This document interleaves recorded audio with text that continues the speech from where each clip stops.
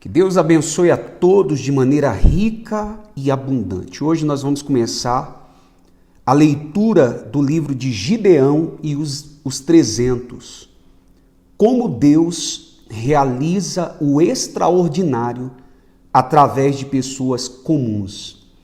E o primeiro capítulo, os juízes que antecederam a Gideão. O período dos juízes de Israel precedeu o período dos reis.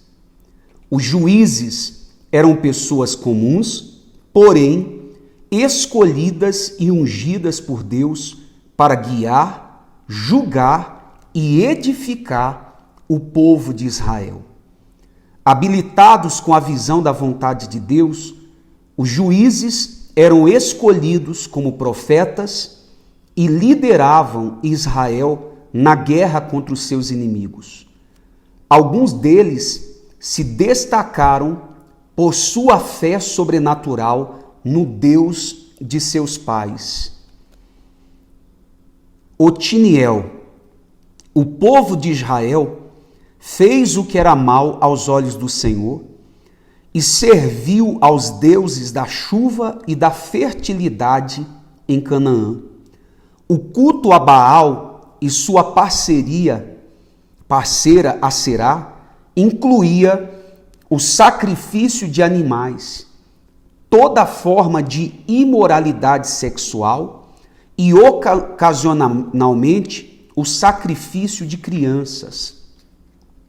Novamente, a ira do Senhor se ardeu contra Israel e ele os entregou nas mãos do rei da Mesopotâmia.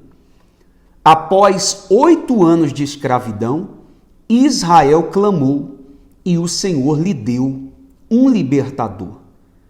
Então o Espírito do Senhor veio sobre Otiniel, sobrinho de Calebe, que libertou Israel da escravidão. Juízes, capítulo 3, do versículo 5 ao 11. Eude. Houve paz na terra por 40 anos, até a morte de Otiniel. Mas outra vez os filhos de Israel fizeram o que era mal aos olhos do Senhor. E novamente o Senhor retirou deles a sua proteção. Por essa razão, os amonitas e os amalequitas se uniram aos moabitas e, sob a liderança do rei Moabe, atacaram Israel. A partir de então, o povo de Israel foi forçado a servi-lo e lhe pagar impostos. Por 18 anos, o povo de Israel serviu a Eglon, rei de Moabe. Mais uma vez, os filhos de Israel clamaram ao Senhor e ele levantou um outro libertador chamado Eude. Eude corajosamente subiu ao rei de Moabe e o matou. Depois disso, ele subiu as montanhas de Efraim e tocou a trombeta, convocando os filhos de Israel à guerra contra Moabe.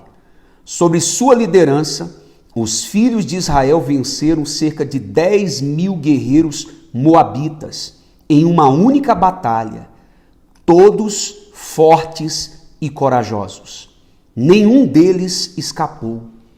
Assim Moabe ficou sujeito ao poder de Israel naquele dia, e a terra permaneceu em paz por 80 anos. Juízes capítulo 3, no versículo 12 ao 30. Deborá e Baraque. Após a morte de Eude, o povo de Israel novamente fez o que era mal aos olhos do Senhor. E novamente o Senhor os entregou a seus inimigos. Jabim, rei de Canaã, reinou em Razon e teve Cícera como comandante de seu exército. Por 20 anos, o rei de Canaã oprimiu cruelmente o povo de Israel. Naquela época, uma mulher chamada Deborá, cheia do Espírito de Deus, exercia liderança espiritual em Israel. Sua fé e sua devoção ao Deus de Abraão, Isaque e Israel a qualificaram para ser escolhida e eleita como profetisa em Israel. A história de Israel nos revela que Deus só nomeava um líder em resposta ao chamado do povo. Mas não foi assim com Deborá. Ela foi ungida como profetisa por causa de sua comunhão com Deus. O caso dela foi uma exceção, uma vez que a posição de profeta era normalmente ocupada por homens. E por que ela foi escolhida? Sem dúvida, porque ela era a única pessoa naquela nação com quem Deus podia confiar, contar. Tanto que, quando ela, por ordem divina, chamou Baraque para liderar Israel contra os cananeus, ele se recusou a ir sem ela. Se o comandante do exército de Israel era fraco, apesar de ter sido escolhido por Deus, você pode imaginar o nível de fé do restante de Israel. Deborá era a única entre o povo de Israel. Ela ensinava e ouvia o povo nas montanhas de Efraim. Sua vida foi vivida no altar natural daquelas montanhas. E aqueles que queriam receber respostas de Deus deveriam subir as montanhas para encontrá-la. Através da intercessão de Deborá, o Senhor respondeu ao clamor de seu povo e levantou Baraque para libertá-los. Por 40 anos, isto é, uma geração, o povo de Israel teve paz. Em Juízes, capítulo 4. Gideão. Mais uma vez, os israelitas se esqueceram do livramento que o Senhor lhes havia dado e se voltaram para o que era mal. Consequentemente, mais uma vez, o Senhor retirou sua proteção e eles caíram nas mãos de seus inimigos. Os 7 anos de opressão nas mãos dos midianitas valeram por décadas de opressão por qualquer outro inimigo. Isso porque os midianitas eram muito mais ferozes e cruéis. A opressão deles foi tão traumática que Israel, para sobreviver, teve de fugir das cidades para as montanhas. Pressionados pelas circunstâncias, os israelitas tiveram de cavar covas às pressas e encontrar cavernas para se abrigarem e se esconderem com suas famílias.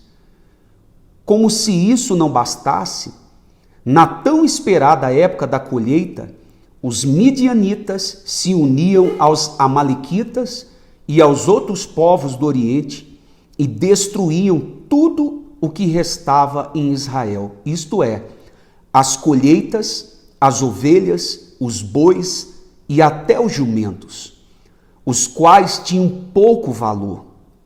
O objetivo deles era eliminar a Israel de uma vez por todas, a espada ou pela fome. O povo de Israel tinha, de certa forma, um lugar para se esconder, mas não conseguia resolver o problema da fome.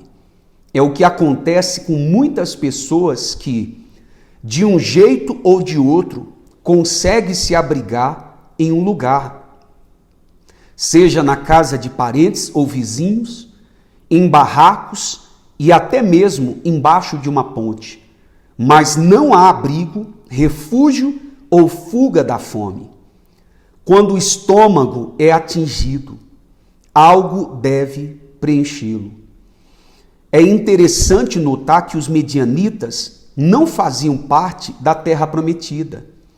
Eles eram descendentes da união de Abraão com Quetura e herdaram dele a Península Árabe, onde hoje está a Arábia Saudita, para que não tivesse herança na terra de Canaã com Isaque.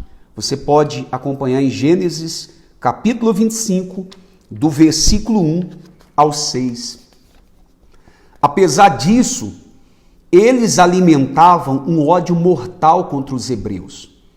Assim como todos os outros povos do Oriente, esse ódio dos irmãos paternos de Israel começou com a inveja de Caim por Abel e se estendeu através dos tempos até os dias atuais.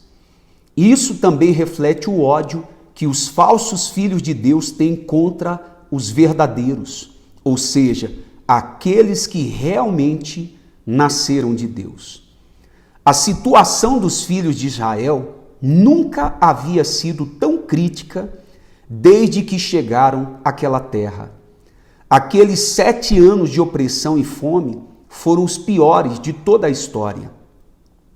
É extremamente importante registrar as lições a serem tiradas através dos altos e baixos da história dos hebreus, uma vez que existe pontos em comum à vida dos verdadeiros cristãos de hoje.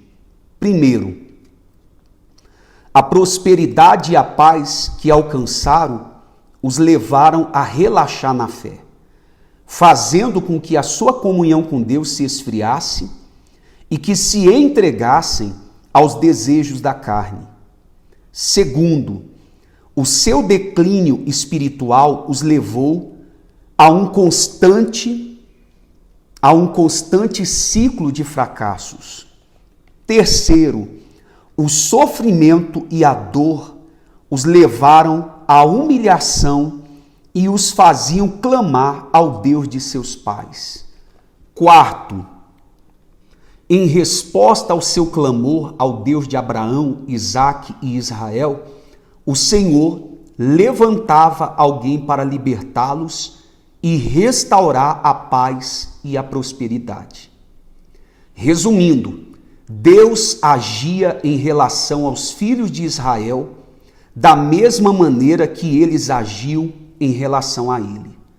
Quando desprezavam, o Senhor os abandonava, mas quando o buscavam de todo o coração, o Senhor se manifestava e os livrava.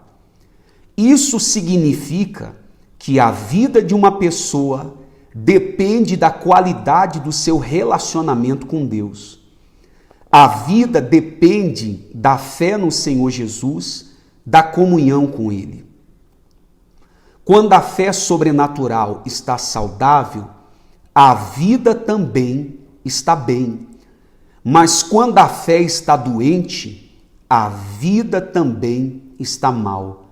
Uma coisa depende da outra.